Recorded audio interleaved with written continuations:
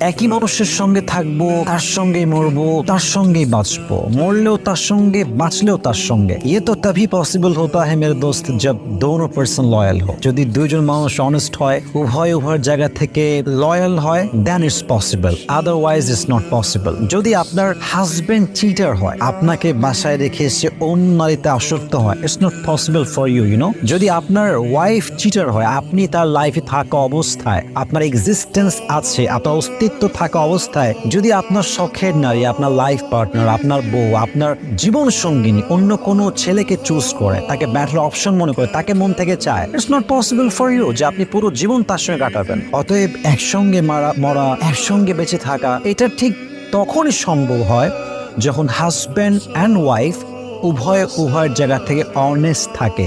যদি একজন চিটার হয়, যদি একজন ধোঁকাবাজ হয়, যদি জাস্ট একজন বেঈমান হয়, এটা